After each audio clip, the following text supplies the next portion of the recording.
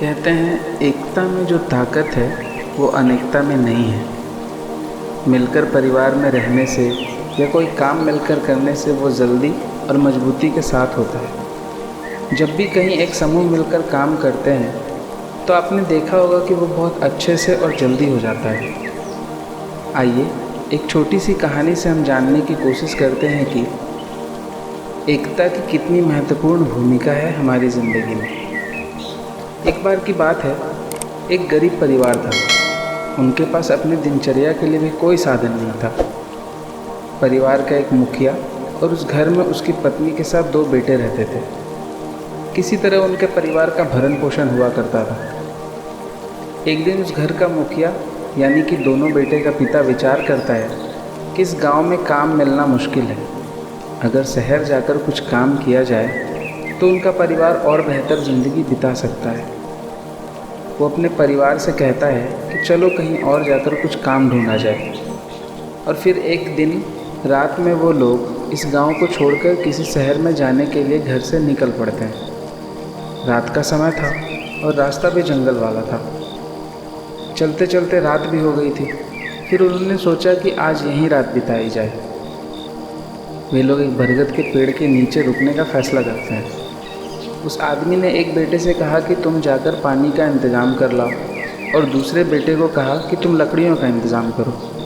फिर उसने अपनी पत्नी से भी कहा कि तुम चूल्हा बनाने का इंतज़ाम करो और वो खुद उस पेड़ के नीचे साफ़ सफाई करने में लग गया। इस तरह उन्होंने मिलकर सारे काम कर लिए। चूल्हा भी जल गया और उस पर पानी भी गर्म होने लगा। उस पेड़ के ऊपर एक हंस रहता था। वो ये सब अपनी आंखों से देख रहा था और सोचकर चिंतित था कि ये लोग चूल्हा तो जला लिए लेकिन इनके पास तो खाना पकाने को कुछ नहीं है। उससे रहा नहीं गया तो वह उस आदमी से पूछ बैठता है कि अरे भाई, तुम्हारे पास तो अनाज का एक दाना नहीं है, तो फिर तुम लोग पकाओगे क्या? उस आदमी ने मुस्कुराते हुए कहा, हम तो तुम्हें मारकर पकाने वाले हैं।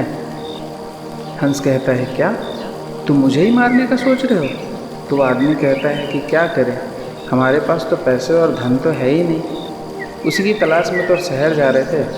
कुछ काम मिल जाए और कुछ धन आ जाए तो अनाज खरीद लूँगा। फ़िलहाल तो तुझी से ही काम चलाना पड़ेगा। हंस सोचता है कि ये लोग सब मिलकर मुझे मार ही डालेंगे। ये तो सब कर्मठ और कर्मशील भी हैं। फिर हंस के दिमाग में एक बात आई कि अगर मैं तुम्हें धन दे दूँ तो क्या तुम मुझे छोड़ दोगे? वो आदमी कहता है कि हाँ, फिर हम तुम्हें छोड़ देंगे।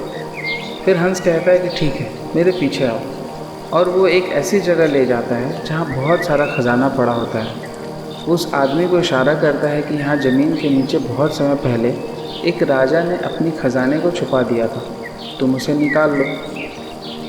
फिर वो सब मिलकर वहाँ गड्ढा खोदते हैं और ख़जाना उन्हें मिल जाता है।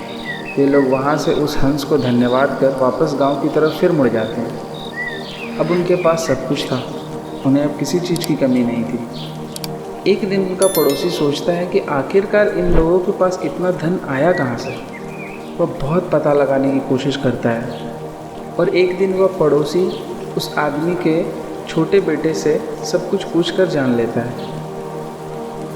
अब वह भी ये योजना बनाता है कि क्यों ना मैं भी ऐसा करूं। एक रात वो अपने परिवार को लेकर उस पेड़ के पास जाकर रुकता है और अपने बेटे से कहता है, तुम पानी का इंतज़ाम कर लाओ। दूसरे को कहता है, तुम लकड़ियों का इंतज़ाम कर लाओ। और अपनी पत्नी से कहता है, तुम यहाँ चूल्हा जलाने का इंतज़ाम करो। पर उसके परिवार के एक सदस्य ने उसकी एक बात नहीं मानी। पत्नी ने कहा, मैं बहुत थक चुकी हूँ।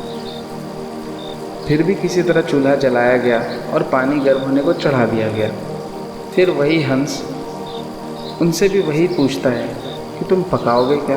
तो वो इंसान कहता है कि मैं तुम्हें मार कर पकाऊँगा।